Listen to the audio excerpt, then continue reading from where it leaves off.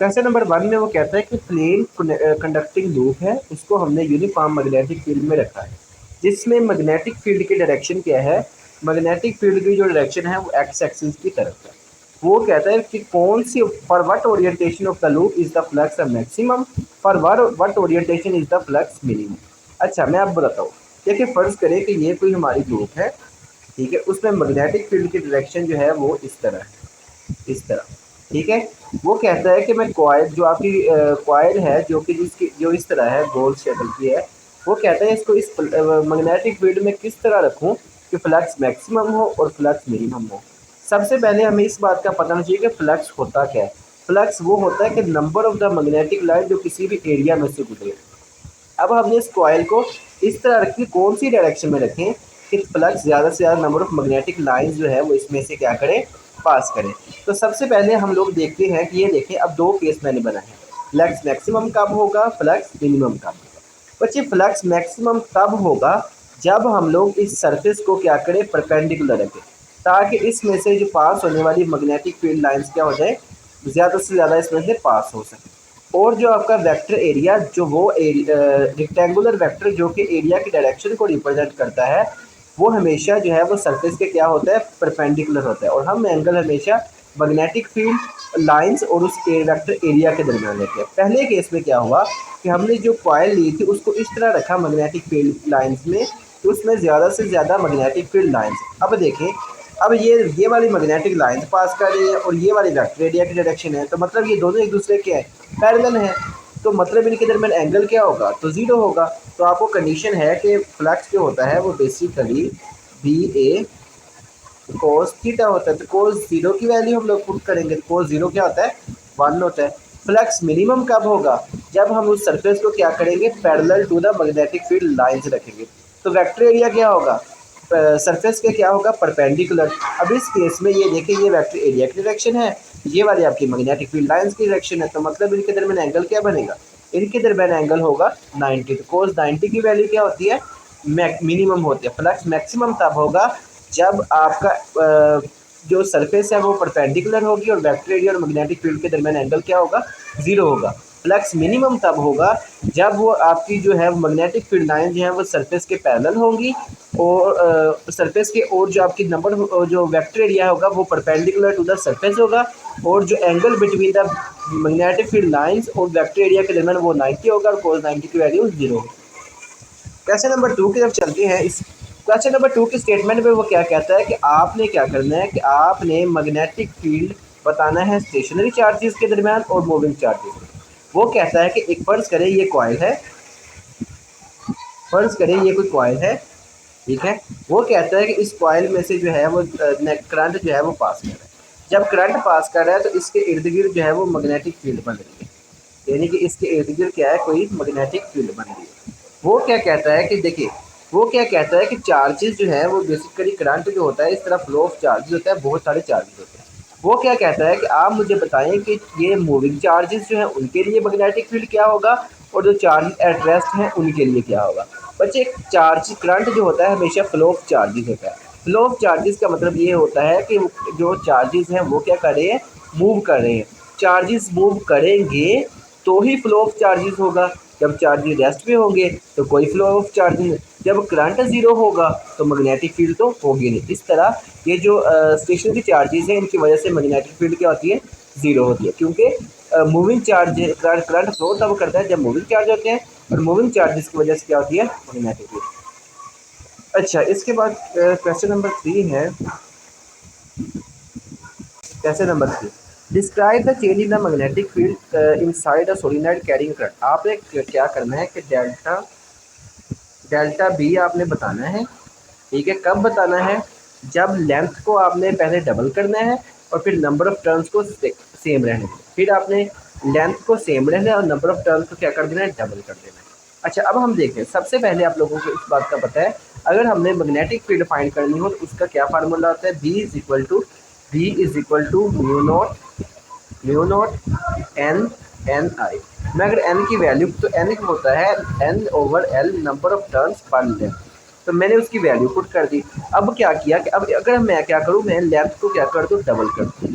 अच्छा, वही N over L वाला फैक्टर में लेंथ को मैंने क्या कर दिया, डबल कर दिया। जब मैंने लेंथ को डबल किया, अच्छा अब हुआ क्या, बाकी मैंने अब क्या किया, ठीक है, अब लेंथ को मैंने डबल कर दिया। उसके बाद मैंने क्या किया कि 1 ओवर ये जो लेंथ के साथ 2 आया था, ऊपर क्योंकि वैल्यू कोई भी नहीं है, तो जब कोई भी नहीं हो तो 1 होता है, 1/2 बाकी वैल्यू को मैंने उस mu naught N over l into I. तो ये वाली जो वैल्यू बन रही थी, ये वाली वैल्यू, ये तो फिर वही मैग्नेटिक फील्ड की बन रही है। तो मतलब ये अगर मैं देखिए 1/2 ये आ जाएगा, बी आ जाएगा। अगर मैं क्या करूँ, लेंथ को डबल कर दूँ तो मैग्नेटिक फील्ड क्या हो जाएगा, हाफ हो जाएगा। अब दूसरे केस में उसी तरह ही कि हम लोग क्या करेंगे, अब यहाँ पे नंबर ऑफ टर्न्स को हमने डबल किया। जब हमने नंबर ऑफ टर्न्स को डबल किया, 2 को मैंने कॉमन ले लिया, बाकी क्या रहेगा, mu naught N over L I. तो ये तो फिर मैग्नेटिक, यानी कि अगर मैं क्या करूँ, अगर लेंथ को डबल कर दूँ तो मैग्नेटिक फील्ड क्या हो जाएगी, हाफ हो जाएगी।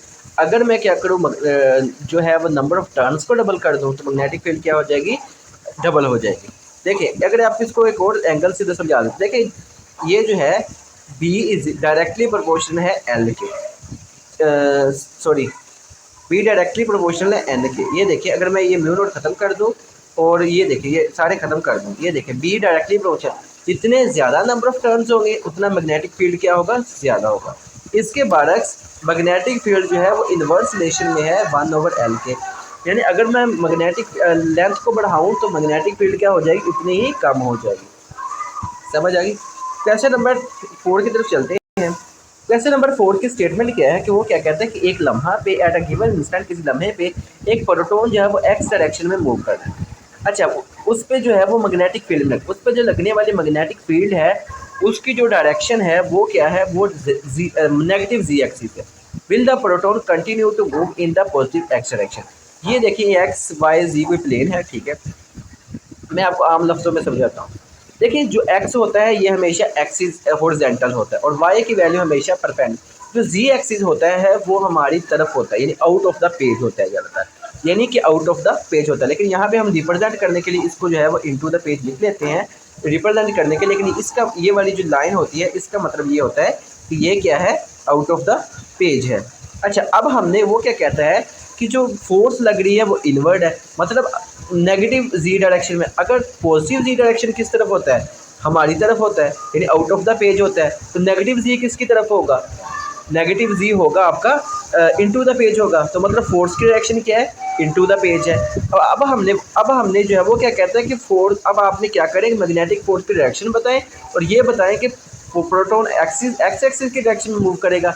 अब मैं आपको बताता हूँ, देखिए अब हम अपनी आपको वही राइट हैंड पाम रूल में क्या था कि हम अपनी फिंगर्स को किस डायरेक्शन में करते हैं, मैग्नेटिक फील्ड की डायरेक्शन में करते हैं, और जो थंब होता है, थंब को हम लोग करते हैं वेलोसिटी हो या करंट की डायरेक्शन में। अब यहाँ पे जो फिंगर्स है उसको मैंने मैग्नेटिक फील्ड की डायरेक्शन में किया, इनटू द पेज किया, और थंब को वेलोसिटी की डायरेक्शन में किया, तो फोर्स की डायरेक्शन किस तरफ को आई, अपवर्ड। अब देखें फर्ज करें, ये देखिए मेरा हैंड है, ये इसको मैंने इस तरफ को किया, ये इसकी जो है ये वाला इसका थंब है, थंब को मैंने वेलोसिटी की डायरेक्शन में किया हैंड को, तो फोर्स की डायरेक्शन किस तरफ को आएगी, थंब और अपवर्ड डायरेक्शन में। तो अपवर्ड डायरेक्शन में यहाँ पे क्या है, यहाँ पे जो अपवर्ड डायरेक्शन है वो क्या है, वाई। तो इस तरह प्रोटॉन जो है वो वाई की डायरेक्शन में क्या करेगा, मूव करेगा। और जो प्रोटॉन जो है rather than moving along straight path will move toward the, वो भी एक्स एक्सिस की तरफ क्या करना शुरू कर देगा, मूव करना शुरू कर देगा। तो ये इसका कंसेप्ट है। इसके बाद क्वेश्चन नंबर 5 है, वो क्या कहता है कि दो चार्ज पार्टिकल जिन्हें हमने क्या किया कि मैग्नेटिक फील्ड में जो है वो भेज दिया। अब उनका क्या है कि मैग्नेटिक फील्ड और वेलोसिटी क्या है, एक दूसरे के परपेंडिकुलर हैं। अगर चार्जेस ऑपोजिट डायरेक्शन में जो है वो डिफ्लेक्ट हो तो क्या आप क्या कहेंगे। देखिए एक चीज़ याद रखें कि जब भी चार्ज, अगर फ़र्ज़ करें कोई इलेक्ट्रॉन है, तो इलेक्ट्रॉन की जो डायरेक्शन होती है वो इस मतलब अगर कोई प्रोटॉन है तो फ़र्ज़ करें कि जब आपको पता है कि जब भी कोई चीज़ इंटर होती है किसी चार्ज में तो वो क्या करना, बेंड हो जाती है और फिर क्या करना चाहिए, सर्कुलर पाथ में रोटेट करना शुरू करता है। अब देखिए अगर यहाँ पे Q की वैल्यू प्लस होगी तो ये हमेशा अपवर्ड की तरफ जो है वो डिफ्लेक्ट होगा, अगर नेगेटिव होगी तो आउटवर्ड नीचे। मतलब अब देखिए अगर ये दोनों सेम होते तो एक ही डायरेक्शन में जो है वो डिफ्लेक्ट होते, लेकिन चूंकि ये दोनों चार्जेस के एक दूसरे के ऑपोजिट हैं, तो ये चीज़ जब हम मैग्नेटिक फील्ड इंटर करते हैं दोनों ऑपोजिट डायरेक्शन में डिफ्लेक्ट हुए, तो मतलब ये है कि उन पे जो Q की वैल्यू है वो दोनों की मुख्तलिफ है, एक पॉजिटिव है दूसरा क्या होगा, नेगेटिव होगा। तो इस केस में जो है वो चार्जेस इसीलिए हम कह सकते हैं कि दोनों चार्जेस के एक दूसरे के जो है वो ऑपोजिट हैं, क्योंकि अगर एक ही होते हैं तो एक ही डायरेक्शन में मैग्नेटिक फील्ड में जब एंटर हुए तो एक ही डायरेक्शन में क्या होना था, रिफ्लेक्ट होना था। इसके बाद नेक्स्ट है क्वेश्चन नंबर 6 जी। वो क्या कहता है कि चार्ज जो है वो यूनिफॉर्म मैग्नेटिक फील्ड में वी वेलोसिटी के साथ मूव, उसमें वर्क डन क्यों नहीं होता। अब देखिए मैं आपको बताता हूँ वर्क डन क्यों नहीं होता। वर्क डन का आपको फार्मूला पता है, W is equal to F D cos theta होता है, एफ डी कोस थीटा होता है। अच्छा आप ये वाला सर्कल देख रहे हैं, ये सर्कल इस बात को बता रहा है कि ये देखें ये वाला इस पे लगने वाली फोर्स की वेलोसिटी की डायरेक्शन अगर ये है तो फोर्स क्या होगी हमेशा, अगर मैं पाम रूल के जरिए ये मैंने मेजर किया है। देखिए अगर मैं थंब को क्या करता हूँ वेलोसिटी की डायरेक्शन में, तो फोर्स की डायरेक्शन किस तरफ को होगी, इस तरफ। अब यहाँ पे मैंने इस तरह जो है वो हर पॉइंट पे अब मैंने हर पॉइंट पे ये देखा कि वेलोसिटी और फोर्स एक दूसरे के क्या हैं, परपेंडिकुलर हैं। तो आपको वर्क डन का फार्मूला पता है, W is equal to F D cos theta. अब देखिए वेलोसिटी और डिस्प्लेसमेंट इन दोनों की यहाँ पे डायरेक्शन क्या है, एक ही है। अब आप मैंने ये देखा फोर्स और डिस्प्लेसमेंट की डायरेक्शन क्या है एक दूसरे के। अब डिस्प्लेसमेंट और वेलोसिटी की डायरेक्शन क्या है, पैरेलल है। और हर पॉइंट पे वेलोसिटी और फोर्स आपस में एंगल क्या बना रहे हैं, 90। यहाँ पे भी 90, यहाँ पे भी 90, यहाँ पे हर पॉइंट पे क्या बना रहे हैं, 90। तो अगर मैं इस फार्मूले में पुट कर W is equal to F D cos theta, तो कोस थीटा की जगह पे 90 पुट करूँ तो कोस 90 की वैल्यू क्या होती है, 0। तो वर्क डन क्या हो जाएगा, 0 हो जाएगा। इसके बाद नेक्स्ट क्वेश्चन की तरफ चलते हैं जो कि क्वेश्चन नंबर 7 है। वो क्या कहता है कि कोई चार्ज है। देखिए आपको पता है कि जब भी कोई चार्ज जो है वो मैग्नेटिक फील्ड में इंटर होता था तो वो क्या कर देता था, इस तरह जो है वो सर्कुलर पाथ में जो है वो रिवॉल्व करना शुरू कर देता था। इस क्वेश्चन नंबर 7 में वो क्या कहता है कि चार्ज पार्टिकल है, इसी तरह देखिए कुछ चार्ज करें प्लस क्यू चार्ज है, ये मैग्नेटिक फील्ड में जाकर सर्कुलर पाथ में मूव करना शुरू नहीं किया। ये वाला प्लस क्यू चार्ज है, इसने क्या किया कि ये मैग्नेटिक फील्ड में गया। देखिए मैं आपको दिखा देता हूँ, ये देखिए फर्ज करें मैग्नेटिक फील्ड है, ठीक है, ये देखिए ये कोई मैग्नेटिक फील्ड। अच्छा कुछ फर्ज करें कोई चार्ज क्यों गया। अगर वैसे तो नॉर्मली ये होता है कि जब भी कोई चार्ज मैग्नेटिक फील्ड में जाए तो वो गया सर्कुलर पाथ में रोटेट करना शुरू कर देता है। ये चार्ज है ये गया इसी तरह जो है वो स्ट्रेट पाथ में जो है वो क्या कर गया, मूव कर गया। अब वो क्या कहता है, वो कहता है कि अब यहाँ पे मैग्नेटिक फील्ड है या नहीं है। अब यहाँ पे दोनों ही रीज़न है। पहली रीज़न है कि मैग्नेटिक फील्ड होगी, दूसरी रीज़न है मैग्नेटिक फील्ड नहीं होगी। जब मैग्नेटिक फील्ड है ही नहीं फिर तो मतलब ये 0 है और चार्ज जो है वो पास कर गया, क्योंकि हमारी कंडीशन है। अब दूसरी कंडीशन ये हो सकती है कि मैग्नेटिक फील्ड तो हो सकती है लेकिन ये पैरेलल भी हो सकती है और एंटी पैरेलल भी हो सकती है। आपने फोर्स का फार्मूला पढ़ा है, F is equal to Q V B sine theta.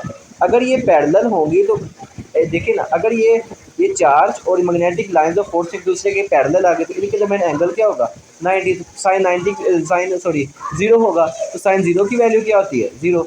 अब दूसरे केस में कि ये वाली मैग्नेटिक फील्ड के फर्ज करें डायरेक्शन जो है वो इस तरह है और ये चार्ज पार्टिकल इस तरह मूव कर रहा है, तो एक दूसरे के क्या है, ऑपोजिट डायरेक्शन में है। तो मतलब ये कि इनके दरमियान एंगल क्या होगा, इनके दरमियान एंगल जो है वो साइन 180 होता है। साइन 180 की वैल्यू भी 0 होती है। तो 7 क्वेश्चन आज की है, इंशाल्लाह नेक्स्ट लेक्चर में जो है वो 7 क्वेश्चन जो है वो रिमेनिंग करेंगे। अल्लाह हाफिज़। अगर आप लोगों को समझ कहीं भी कोई भी क्वेश्चन हो तो आप लोग पूछ लें।